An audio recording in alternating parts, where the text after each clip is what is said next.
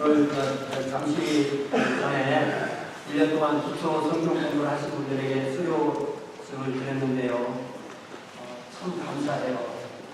우리 교회가 이렇게 처음 공부하는 분도 계시고 또 그분들을 가르칠 수 있는 분도 계시다는 것이 참으로 감사합니다. 교회는요, 하나의 큰 가정이라고 할 수가 있어요. 큰 가정인 우리 교회가 좋은 교회가 되려면 우리 교회에서 영적으로 새롭게 태어나고 자라고 성숙하고 하는 일이 계속 있어야 합니다. 가장 중요한 것은 그렇기 때문에 태어나야만 한다는 거죠. 태어나지 않으면 자라는 일도 없기 때문에 먼저 우리 교회에서 영적으로 탄생하는 일이 있어야 됩니다. 영적인 탄생, 그 다음에 영적인 어린아이로서 자라는 것, 그리고 영적인 성숙으로 또 나가는 것, 이 모든 것이 우리 교회 모든 구성원에게 각자에게 계속해서 있어야 합니다. 육체적인 탄생이 있고 부모님께 육체적 탄생하고 어느 시기에 우리는 예수님을 만나게 됩니다. 그러니까 육체적으로 탄생한 것을 탄생이라고 하고 예수님을 만나서 다시 태어나는 것을 두 번째 태어났다고 해서 거듭남이라고 그렇게 말합니다. 영적인 탄생이고 하나님께 태어나는 거고 다시 태어나는 거고 위로부터 태어나는 겁니다. 여러분 거듭나셨습니까? 거듭 하나님께 태어나셨습니까? 거듭나지 않으면 영적인 자라남도 없습니다. 집안에 새롭게 태어난 아기가 맨 처음에 영아기, 또 유아기, 또 소년기 거쳐서 이제 청년기까지 자라죠. 청년기까지 자라면 더 이상 안 자랍니다. 안 자라는 게 아니라 줄어들게 돼요. 그런데 그건 성장이고요.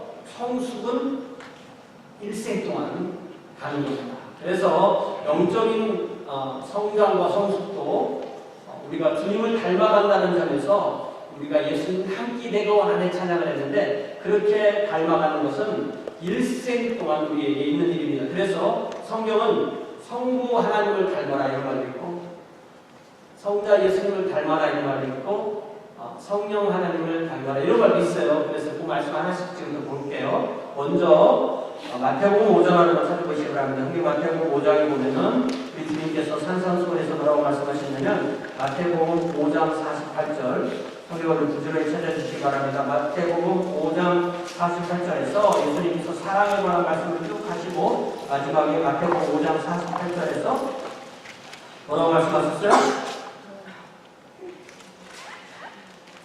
그러므로 하늘에 계신 너희 아버지의 온전하심과 같이 너희도 온전하라. 성부 하나님의 온전함을 닮아간다는 것은 하나님께서 전능하시니까 우리도 전능하라 그런 말이 아니에요. 하나님은 전능하시고 우리는 능력이 있지만 전능하지 않아요. 그걸 닮아가는 것이 아니고 하나님의 온전하신 성품, 그걸 닮아가는 것이 우리의 영적인 성숙인데 하나님의 성품 중에서 어떤 성품을 닮는 거냐면 특별히 하나님의 사랑의 성품을 닮아가는 거예요. 그리고 주님께서 예를 들어주시기를 하나님은 악인이든 선인이든 햇빛을 비춰주시고 불의한 자든 의로운 자든 비를 내려주시는 것처럼 우리도 하나님의 자녀로 하나님을 닮아간다는 것은 우리가 좋아하는 사람만 좋아하고 우리가 불편한 사람을 싫어하는 것 그거는 하나님을 닮아가는 게 아니야. 그래서 우리를 사랑하는 사람만 사랑하지 않고 원수까지 사랑할 때 하나님의 온전한 성품을 닮아간다 이렇게 말씀하셨죠. 그 다음에 우리가 에베소서 4장을 펴보세요. 에베소서 4장을 펴보면 다음에 우리가 예수님을 닮아간다는 표현이 나오거든요. 에베소서 4장 13절 에베소서 4장 14절 우리가 이렇게 예수를 믿는다는 것은 예수님을 닮아가는 건데 에베소서 4장 13절 신약성경 314면에서 뭐라고 말씀하세요? 우리는 다 하나님의 아들을 믿는 것 그리고 아는 것에 하나가 되어서 온전한 사람을 이루어 그리스도의 장성한 분량이 충만한 데까지 이른다. 그렇게 되어 있죠? 그러니까 15절에서는 범사의 머리이신 예수 그리스도까지 자라난다. 그러니까 성자 예수님의 장성한 분량이 충만한 데까지 이른다는 것을 영적인 성숙이라고 해요. 그러니까 예수를 믿고 예수님을 알고 예수님을 체험하고 온전한 사랑을 이룬 사람이 바로 예수 그리스도의 분량까지 충만하게 자라는 것. 이것을 영적인 성숙이라고 하고 이것을 예수 그리스도에게까지 자라난다 이렇게 표현해요. 우리 어릴 때 아주 아버지 뭐한테 해보고 싶어도 일단 너무 커. 해보라 했는데 너무 커. 우리가 주님을 닮아간다는 거죠. 주님, 여기 말씀에 주님까지 크라는, 주님까지 자라는 그런 표현해줬죠. 그래서 특별히 주님을 닮는다는 것은 주님이 우리를 사랑하셔서 우리를 구하시기 위해서 낮아지시고 비우시고 주신 것처럼 우리도 사랑으로 낮아질 때 주님을 닮아가는 것이고 그것이 바로 영적인 성숙이죠. 자, 성령님을 닮아야 된다는 말씀 어디 있죠? 성령님의 열매가 맺혀야 된다는 말씀은 갈라디아서 5장에 있죠. 여러분 에베소서 앞에 있는 갈라디아서 5장 보세요. 갈라디아서 5장 22절에 보니까 갈라디아서 5장 22절에 보니까 22절 23절에 같이 읽어볼까요? 시작. 오직 성령의 열매는 사랑과 희락과 화평과 오래참음과 자비와 양성과 충성과 온유와 절제니 이 같은 것을 금지할 법이 없느니라. 그러니까 우리의 인격에서 우리의 성품에서 우리의 삶에서 우리에게서 맺어지는 열매예요. 그런데 그 열매를 뭐라고 부른다고요? 성령의 열매라고 불러요. 그게 어디서 맺혀져야 돼요? 최정인에게 맺혔는데 최정인의 열매야 그러면 이건 거짓말이에요. 맺히게 누구가 해야 된다고? 성령의 열매. 그렇기 때문에 우리가 주님을 닮아간다는 것, 영적으로 성숙한다는 것은 성부 하나님을 닮아가는 거예요. 성부 하나님의 사랑을 닮아가는 거예요. 성자 예수님의 사랑을 닮아가는 거예요. 또 성령님의 열매인 사랑을 맺는 거예요. 그러니까 성부를 닮아가도 사랑의 사람이 되고 성자를 닮아가도 사랑의 사람이 되고 성령을 닮아가도 사랑의 사람이 되는 거예요. 그러니까 우리가 우리 마음속에 믿음이 있으면 우리의 겉으로 드러나는 것은 항상 무엇이 되냐면 사랑이 되는 거예요. 그러니까 우리가 하나님을 닮는다는 것은 영적으로 성숙한다는 것은 사랑의 사람이 되는 거예요. 그렇기 때문에 영적으로 성숙하는 것은 하루아침에 이루어지는 것도 아니고 하루아침에 사라지는 것도 아니에요. 일평생의 과정이기 때문에 천천히 앞으로 나아가는데 어떨 때는 좀 그 자리에 머물러 있는 것 같을 때도 있고 어떨 때는 뒤로 물러가는 것 같을 때도 있지만 길게 보면 우리의 일생 또한 주님을 더 계속해서 닮아가는 거예요. 왜냐하면 생명은 자라는 특징이 있고 생명은 성숙하는 특징이기 때문에 하나님께서 하나님의 생명을 영원한 생명을 위해 주셨기 때문에 우리가 앞으로 나가는 것입니다. 하나님께서 우리를 하나님의 성품이 닮아가도록 우리를 이끌어 주시는 것입니다. 그렇기 때문에 우리가 하나님을 닮아가서 영적인 성숙으로 이른다는 것은 현재형이고 진행입니다. 그러니까 지금 우리는 어느 곳에 머물러 있는 게 아니죠. 계속해서 주님을 닮아서 자라나가고 있는 것입니다. 오늘 우리가 읽은 이 본문에서도 히브리서 기자는 그의 독자에게 그리스도 교회 초보를 다시 세우지 말고 완전한 곳에 성숙으로 나아가라고 격려합니다. 그래서 오늘 저의 설교의 제목은 성숙으로 나아가라 그런 제목으로 말씀을 나눕니다. 자, 먼저 히브리서 6장 1절에 보니까 히브리서 기자는 그의 독자에게 그리스도의 도의 초보를 다시 닦지 말라고 도전합니다. 기초를 잘 다졌다면 더 이상 기초에 머물 필요가 없다고 말합니다. 그러나 기초부터 잘못되었다면 기초를 다시 허물고 기초를 다시 세워야 되겠죠. 기초가 세워지지 않으면 아무것도 할 수가 없습니다. 그 위에 건물을 세울 수가 없습니다. 그래서 히브리서 기자는 이 1절과 2절에서 당대의 기독교 신앙에 그리스도를 믿는 신앙에 6가지 중요한 것을 3개의 짝씩 이렇게 해서 과거, 현재, 미래 이렇게 해서 6개를 제시해요. 첫 번째가 뭐냐면 죽은 행실을 회개함과 하나님께 대한 신앙. 이거 살짝이죠. 그러니까 줄여서 말하면 회개와 믿음이죠. 회개와 믿음. 그래서 예를 들자면 사도 바울도 에베소 지역에서 3년 동안 사역하고 나중에 그들과 인사를 하는데 에베소 교회의 지도자들을 불러놓고 자신의 사역을 요약할 때 뭐라고 하냐면 유대인과 헬라인들에게 그러니까 사람들에게 여러분들에게 하나님께 대한 회개와 우리 주 예수 그리스도에 대한 믿음을 증언했다 이렇게 말합니다. 그러니까 우리가 한 사람의 자연인이 한 사람의 그리스도로 바뀌는 것, 내가 예수를 안 믿던 사람이 예수 믿는 사람이 됐어 라는 것을 성경에서 뭐라고 말하냐면 그거를 회개와 믿음이라고 해요. 내가 내 길로 하나님을 거부하고 하나님을 인정하지 않고 내 마음대로 내 뜻대로 살다가 그거를 돌이키는 것을 회개라고 하고, 또 돌이켜서 나의 모든 믿음을 예수님 안에 두는 것을 믿음이라고 해요. 그래서 이 돌이켜서 믿는다 이걸 합해서 말할 때는 회심 이렇게 말할까. 그래서 이게 회개와 믿음은 회개는 했는데 안 믿는 게는 없는 거예요.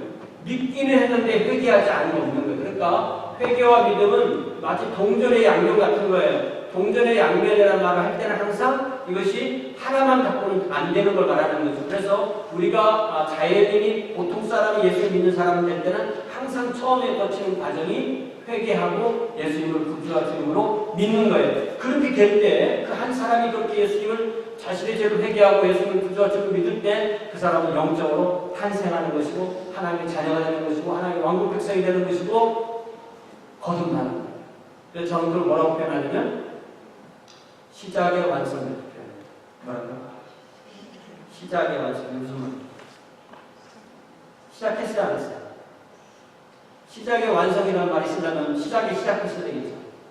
그래서 만약에 예를 들면 한 생명이 어머니의 태중에 잉태되면은 잉태되는 그 순간은 뭐예요?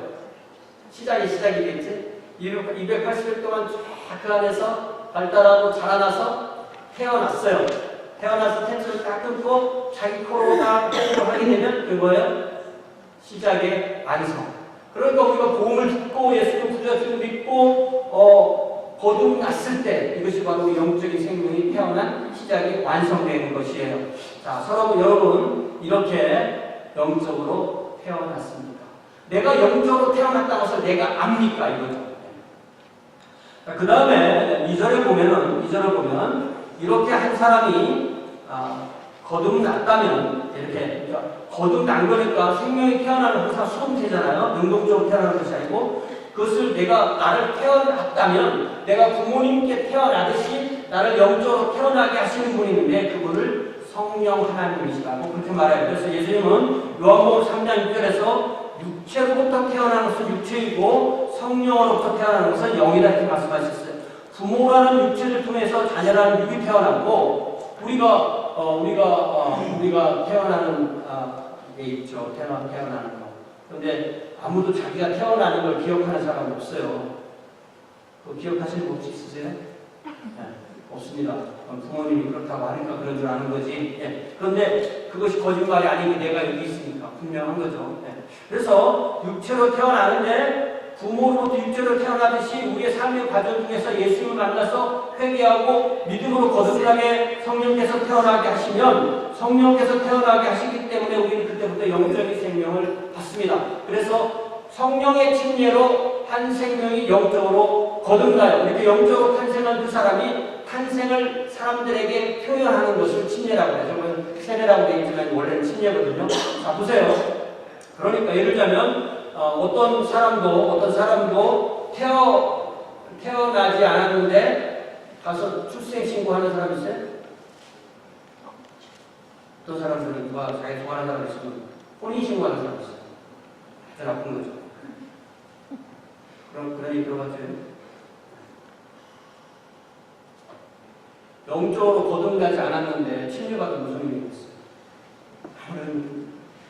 여기 침례는 성령님께서 나를 거듭나게 하셨다는 것을 많은 사람들 앞에 처음으로 순종하면서 표현한 것을 침례라고 이렇게 말해요. 그래서 신약성경을 잘 찾아보면은 신약성경의 모든 침례를 찾아보면은 영적으로 거듭난 사람들이 침례를 받는 거예요. 그래서 성경은 어린아이들, 영아들에게 침례를 주거나 믿지 않는 사람들에게 침례를 주거나 그렇게 하지 않습니다.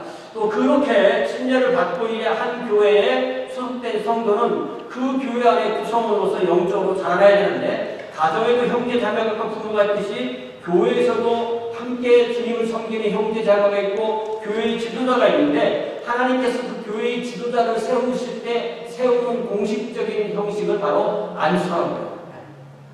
교회 지도자, 집사님을 세울 때 안수에서 세우고, 교회 말씀을 가르치는 목사를 세울 때 안수에서 세워요. 이것도 마찬가지예요. 하나님이 집사로 인정하지 않는데 사람들끼리 안수로 세워놓으면 좀 이상하죠?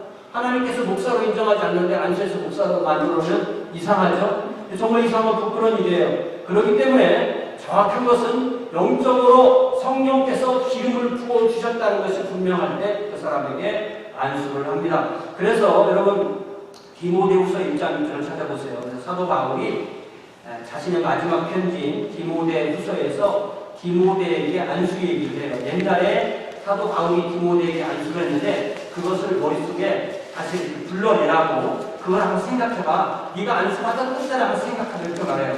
디모데후서 1장 1절에 그러므로 내가 나의 안수함으로 네 속에 있는 하나님의 은사를 다시 일득하게 하기 위하여 너로 생각하게 하라. 내가 옛날에 안수했었지. 그때 너희 속에 있던 그 하나님의 은사가 불일득하게 일어났잖아. 그걸 한번 생각해봐. 이 얘기가 뭐냐면 그때부터 지금까지 하나님의 일을 하는 사람들을 교회에서 세울 때 안수를 하는데 이 안수도 뭐냐면 안수도 하나님께서 이 사람을 거룩하게 구분했다는 것을 표현하는 거예요. 뭐가 앞이고 뭐가 후예요? 사랑하고 결혼하는 거죠. 태어나고 출생 신고하는 거죠. 성령님께서 임하시고 그거를 안수로 표현하는 거죠. 그러니까 모든 의식은, 모든 겉으로 보이는 것은 내용이 없을 때는 아무런 의미가 없는 거예요. 그래서 이 교인 지도자로 세움을 받는다는 것은 성령님께서 그 사람에게 함께 한다는 것을 보여주는 거죠. 이 시점이 바로 사도 바울이 로마의 감옥에서 순교를 기다리고 있을 때고 디모데는 에베소에서 교회를 섬기고 있던 그때인데 아마 디모데가 목회를 하면서 사도 바울과 떨어져 있으니까 많이 힘들었을 수도 있죠. 그때 사도 바울이 디모데에게 내가 너에게 안수해줬던 그때를 생각해봐. 그러면 그 생각으로 해서 다시 마음에서 그 불일득한 하나님의 은사가 일어날 거야 라면서 그의 은사가 다시 불타오도록 그렇게 합니다. 그래서 이런 목사로서의 안수 이런 거는 한 번 하는 거예요. 한 번 하고 또 효력은 어떻게 되는 거예요? 효력을 계속 하는 거예요. 그런데 그런 안수만 있는 것이 아니고 예를 들면 아프거나 약하거나 병들었을 때 병자에게 안수할 수도 있죠. 이런 것은 한 번만 하는 것이 아니고 필요한 때에 계속 하는 겁니다. 그래서 야고보서 5장 14절에서 너희 중에 병든 자가 있느냐 그는 교회 장로들을 청할 것이요 그들은 주의 이름으로 기름을 바르며 위하여 기도할지라. 기름을 바른다는 것은 구약에부터 기름을 받는 것은 성령님께서 이 사람에게 함께 하신다는 것을 겉으로 이렇게 의식적으로 표현한 거예요. 주의 이름으로 기름을 바르며 기도할 때 바로 안수 기도를 포함하게 되고 기름을 발라서 성령님께서 함께 하신다는 것을 의미하는 거예요. 그러니까 이것도 마찬가지예요. 성령님이 임재하시지 않는데 기름을 바른다는 것은 아무런 의미가 없는 거죠. 그렇기 때문에 항상 이 모든 겉으로 보이는 것은 영적으로 하나님이 하시는 것을 드러내는 것입니다. 성령을 의지하고 그래서 병이 들거나 약한 구성원을 위해서 기도하는 것. 그럴 때 믿음으로 기도하면 하나님께서 치유하시고 그래서 병든 자가 치유를 받습니다. 그러니까 회개하고 믿어서 하나님의 자녀가 되고 또 이제 침례를 받고 또 교회에서 안수로 세우신 지도자들의 지도를 받고 또 그들에게 내가 약할 때 안수 기도도 받고 이렇게 주님을 섬기다가 이제 맨 마지막에는 어떤 일이 있습니까 할 때 세 번째 교리의 짝이 죽은 자의 부활과 영원한 심판. 그러니까 우리가 기초 성경 공부를 하면은 여기까지 공부를 하는 거예요. 크게 어떻게 믿는지, 어떻게 하나님의 자녀가 되는지, 그 다음에 어떻게 신앙생활을 하는지, 죽고 나면 어떤 일이 일어나는지. 그것이 바로 영원한 심판과 부활과 죽은 자의 부활과 영원한 심판. 그러니까 그 초보의 교리인 거죠. 우리 주님께서는 요한복음 5장 28절 29절에서 분명히 이렇게 말씀하세요. 여러분 성경 찾아보세요. 요한복음 5장 28절 29절 보면은 어떻게 표현되냐면 주님께서 분명히 뭐라고 말씀하시냐면 요한복음 5장 28절 29절 신약성경 156면에 요한복음 5장 28절 29절 이를 놀랍게 여기지 말라. 무덤 속에 있는 자 누구가? 다 얘기는 뭐예요? 죽은 모든 사람이라는 뜻이에요. 빼놓지 않고 모든 사람이 예수님의 음성을 들을 때 보나니 선한 일을 행한 자는 생명의 부활로 악한 일을 행한 자는 심판의 부활로 나오리라. 그러니까 천국 가는 사람만 부활하는 것이 아니라 지옥에 가는 사람도 부활하는데 선한 일을 행한 사람은 천국에 가고 악한 일을 행한 사람은 지옥에 가는데 요한복음에서 성경에서 말하는 선한 일은 예수님을 하나님 보내신 예수님을 믿고 그 믿음 안에서 하나님의 자녀로 사는 것을 선한 일을 했다고 그렇게 말씀하시는 거예요. 그래서 성경은 사람은 영원한 존재라고 가르쳐요. 사람은 사라지지 않습니다. 그래서 옛날에 그 유명하신 우리 안희신 여사님이 쓰신 책 중에 하나가 우리가 기억하는 게 뭐라고 그랬어요? 당신은 죽어요. 그런데 안 죽어요. 저한테 하나를 더 붙이라고 하면은 사실은 못 죽어요. 다시 처음부터. 당신은 죽어요. 그런데 안 죽어요. 사실은 못 죽어요. 그런 거죠. 우리는 죽는 존재가 아닙니다. 우리는 언젠가는 다 부활하는 것입니다. 하나님의 뜻대로 예수를 믿고 생명의 부활에 참여하든 예수를 믿지 않고 하나님 앞에 악하게 살다가 자기 뜻대로 살다가 심판의 부활에 참여하든 다 부활하는 거죠. 그렇게 부활한 사람들을 심판하는 것이 바로 최종적으로 하나님 하시는 일인데 예수님을 구주와 주님으로 믿고 고백하고 따르는 모든 사람들은 그들의 이름이 어린 양의 생명책에 기록되어 있다고 했어요. 여러분, 제 이름 석자가 어린 양의 생명책에 기록됐다는 걸 제가 어떻게 할까요? 책을 딱 하는데 내 이름이 딱 있어. 난 줄 알았는데 딴 사람이야. 그럼 어떡하십니까? 구글에 가서 제 이름 치면요 많이 나와요. 저 아닌 사람 많이 나옵니다. 근데 생명책에 딱 가면은 제 이름이 분명히 써 있었는데 이거 너 아니야 그러면 어떡하십니까? 생명책에 어린 양의 생명책에 여러분의 이름이 기록되어 있다는 것을 어떻게 합니까? 그게 굉장히 중요한 문제예요. 그것이 바로 지금 내가 여기서 예수님을 나의 구주와 주를 믿고 고백하고 따르느냐는 거죠. 이것이 바로 히브리서의 주제이고 오늘 설교의 주제인 것입니다. 그러나 예수님을 구주와 주로 믿지도 않고 고백하지도 않고 따르지 않은 그 사람들의 이름이 어린 양의 생명책에 기록되지 않고 어린 양의 생명책에 그 이름이 기록되지 못한 사람들은 모두 다 그들의 행위들을 심판받고 모두 다 불과 유하고 타는 곳에 참여하게 된다고 분명히 요한계시록 19장 20장에 나와 있습니다. 이것을 부활과 영원한 심판에 대한 교리라고 이렇게 말씀하세요. 이렇게 세 가지 짝으로 이루어진 6가지 내용이 신앙의 가장 기초라는 거예요. 이것을 그러니까 회개와 믿음, 침례와 안수, 부활과 심판에 대한 그리스도를 믿는 이 교리를 통하여서 예수님을 믿고 고백하고 따르는 것이 우리 그리스도교의 기초교리인데 우리가 이런 기초교리에 대해서 분명한 털을 닦아야 되고 누구나 닦아야 되고 그 기초가 튼튼하게 놓아졌다면 더 이상 닦을 필요가 없다는 거예요. 그러니까 기초 공부를 해야죠 누구나. 그러나 기초 공부만 해서는 안 된다는 거예요. 나는 기초 공부를 안 했어. 그런데 중국부터 하고 싶어요. 그것도 아니고 나는 기초 공부를 했는데 또 기초 공부를 해. 또 내년엔 또 기초만 할 거야. 그럼 무슨 말이냐면은 나는 구구단을 잘해오는데 또 구구단만 해올 거야. 내년에도 또 구구단만 해올 거야. 똑같은 거예요. 그러니까 구구단을 못 외우면 가감승제가 안 되는 거고 그러면 산수를 못해요. 구구단 안 외우면 안 됩니다. 그러나 구구단만 외우면 쉬우니까 그것만 하겠다는 건 아닌 거죠. 그러니까 기초가 다져지지 않은 사람은 기초를 다지고 기초가 다져졌으면 그 기초를 다시 닦지 말고 성숙으로 나아가는 거죠. 그러니까 영적인 탄생이 이루어졌으면 영적인 성장과 성숙으로 가야 되는데 3절의 말씀에 뭐라고 말하냐면 이 일을 이루신 분이 하나님이시니까 하나님께서 허락하시면 우리는 이러한 일이 우리에게 있을 것이다. 그러니까 저 3절 말씀은 우리가 영적인 성장과 성숙을 탄생부터 마찬가지죠. 탄생, 성장, 성숙으로 가는 이 모든 과정의 크레딧을 우리 자신에게 주지 말고 하나님께 주라고 분명히 말씀하고 있습니다.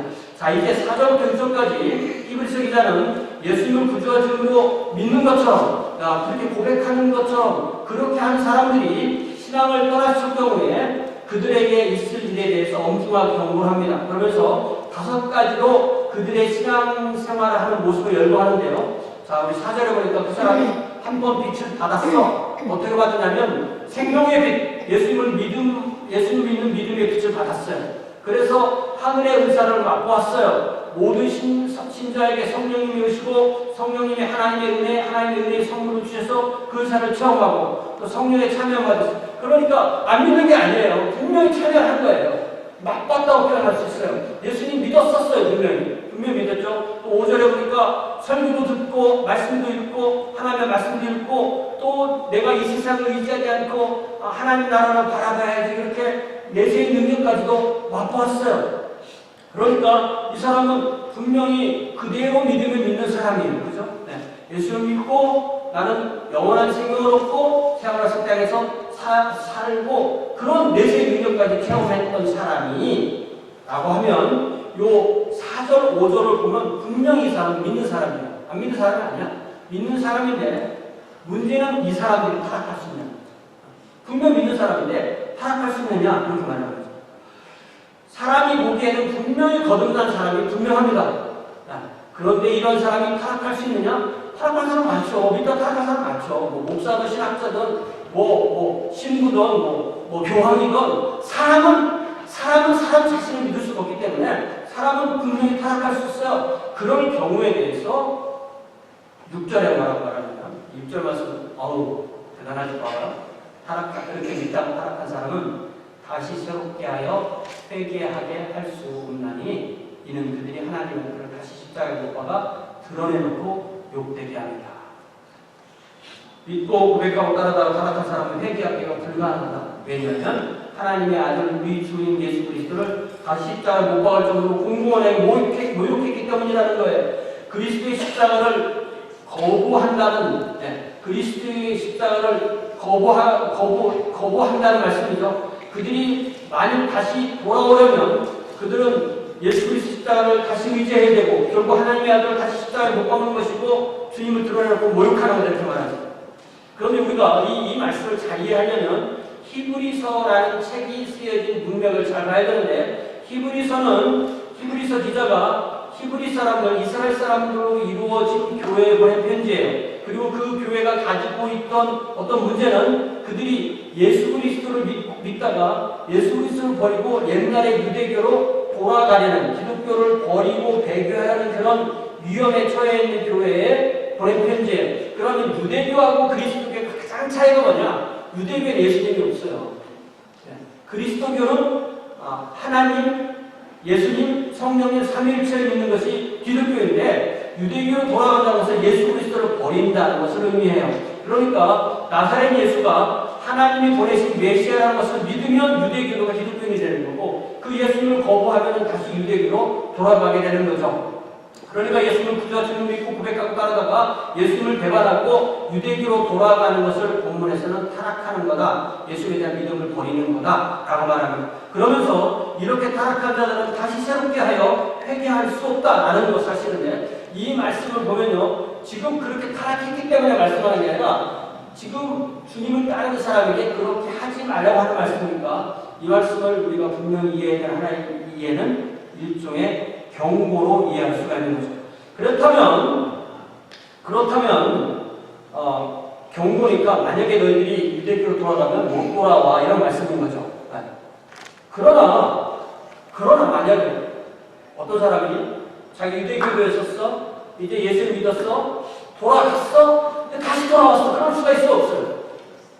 그럴 수 있잖아요. 다시 돌아온다면 다시 새롭게 된다면 다시 회개한다면 그런 경우는 어떻게 돼요? 그런데 어떤 사람이 돌아갔다가 왔다가 또 다시 돌아갔다가 또 갔다가 이렇게 많이 했다고 쳐봐요. 그럴 경우는 어떻게 돼요?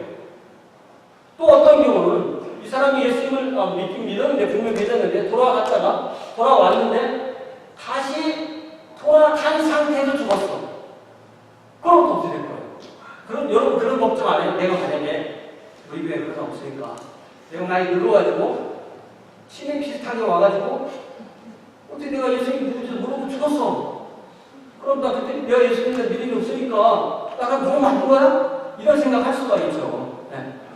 분명히 예수를 믿었는데 죽음이나 어떤 위협 앞에서 너 예수님 믿는다고 하는데 내가 죽일 거야. 그래서 나는 순교하려고 생각했었는데 그 순간에 그게 안 돼가지고 그냥 예수님 안 믿는다고 해서 살았지만 내가 배신했어요, 예수님은. 그러면 그 사람 구원 못 받는 거예요. 이런 질문들을 생각해보면, 이런 질문들을 잘 생각해보면 이 말씀에서 근본적으로 생각해야 될 것이 우리의 믿음이 뭐냐면, 우리의 믿음이 내가 딱 붙들 수 있어. 나는 어떤 상황에서도 우리 주님을 붙들 수 있어라는 신념이 되는 거예요. 나 이거 생각할 때마다 원고형님 생각하는데 여학생들 그 철봉 매달리기 하는 거 같아요. 철봉 매달리기 잘하는 사람 있죠? 영혼이 매달려 있어요? 안 됩니다. 우리의 믿음은 우리가 주님을 확 붙드는 게 아니라 우리의 믿음은 하나님께서 우리를 붙들어 주신다는 것을 믿는 것을 믿는 것입니다. 그렇기 때문에 우리의 믿음이 결국 자신에 대한 충만하고 확고한 자신감이라면 그것은 믿음이라고 하지 않고 신념이라고 말해요. 신념은 강한 사람도 있고 신념이 약한 사람도 있어요. 그러나 중요한 것은 신념이 강한 사람은 믿음이 없는 사람이에요. 왜? 신념은 누굴 믿어요? 자기 믿는 거지.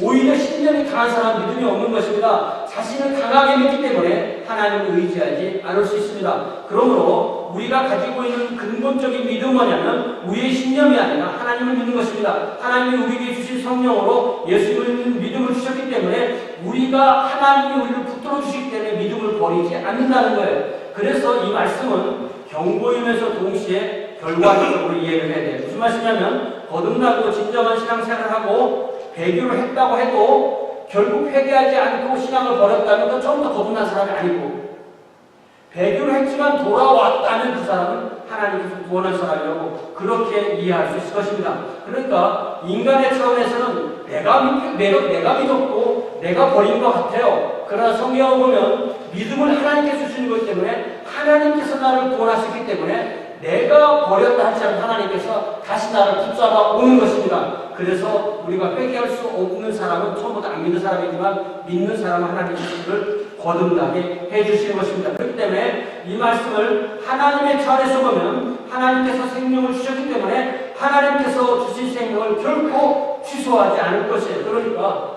어떤 사람이 믿었어. 근데 지금은 안 믿어. 평생 안 믿어. 그럼 처음부터 안 믿을 사람이 가능성이 큰 거예요. 어떤 사람이 믿었어. 그런데 안 믿었었어. 그렇지만 결국 꼭 주님께 돌아왔어. 그럼 이 사람은 너는 한 번 안 믿었었기 때문에 너는 영원히 안 믿는 사람 이렇게 할 수 없다는 거죠. 그러니까 우리는 인간의 차원이 아니라 하나님의 차원에서 봐야만 하는 것입니다. 그렇기 때문에 하나님께서 그 사람에게 하나님의 생명, 영생을 주셨고 영생으로 거듭난 그 사람은 그 자신이 신앙을 버리려고 해도 사실은 버릴 수 없는 것이고 버릴 수 있는 신앙이라면 내가 택한 신앙이고 내가 택했기 때문에 내가 버릴 수 있어요. 그러나 하나님이 나에게 신앙을 주셨다면 하나님께 주셨기 때문에 내가 버릴 수 없는 것입니다. 하나님이 주신 신앙, 내가 버릴 수 없는 신앙, 그것이 바로 참된 신앙입니다.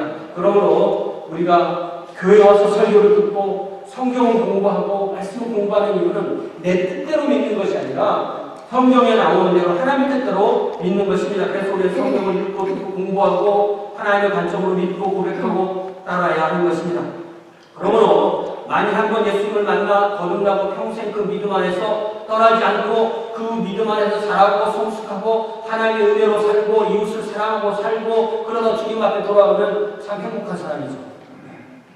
그러나 주님을 믿다가도 그 믿음에 떠날 수도 있습니다. 그래서 결국 중요한 것은 다시 돌아오느냐 그렇지 않냐는 거죠. 그래서 다시 새롭게 하여 회개할 수 없다고 했는데 그 케이스가 아니고 다시 돌아와서 회개한다면 그 사람이 다시 돌아왔다면 그 사람은 하나님 앞에 구원받은 사람이라고 왜냐하면 다시 돌아와서 회개했기 때문에 하나님의 생명을 소유한 것이라고 그렇게 이해를 합니다. 하나님의 생명, 하나님의 영생, 거듭날 생명은 하나님께 주신 것이 영생이라면 영생이에요. 영생인데 중간에 없어져요? 그렇지 않죠. 하나님께서 보실 때는 결코 없어지지 않는 것입니다. 한 번 얻으면 영원히 얻은 것이죠. 얻었다가 잃었다가 할 수 있는 것이 아닙니다. 그래서 하나님의 자녀로 태어난 사람은 무엇을 할 수 있습니까? 그 사람에게 있는 증거가 있는데 그 증거를 성경은 항상 뭐라고 하냐면 열매라고 말해요. 열매는 조건이 아닙니다. 결과입니다. 성령의 열매는 구원받는 조건이 아니라 구원받는 결과예요. 그것을 7절, 8절에서는 밭과 농사의 비유로 다시 간략하게 말씀해 주세요. 7절에 보니까 자, 땅이 있어요.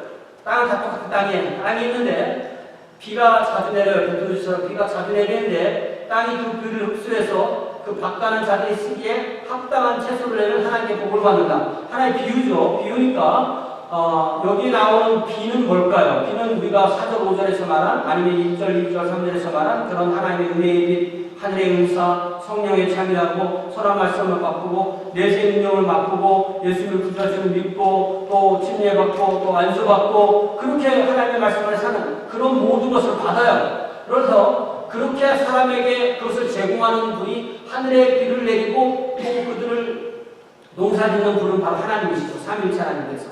그래서 하나님께 그렇게 하신 대로 합당한 채소를 내는 것이 바로 구원의 증거이고 구원의 열매이고 하나님의 성품을 드러내는 삶이고 예수 그리스도의 장사한 분량에 참여하는 삶이고 성령의 열매인 사랑의 열매를 맺는 것이고 하나님의 자녀로서 하나님의 사랑으로 사는 삶을 의미하는 것입니다. 이렇게 7절처럼 이렇게 사는 것이 하나님이 저와 여러분을 구원하신 목적이고 그것이 바로 이 표현대로 항상 걱정하여 두렵고 떨림으로 우리 구원을 이루는 성령님의 사역에 동참하게 되는 것입니다. 그러나 8절에 보니까 그렇지 않은 케이스도 있다는 거예요.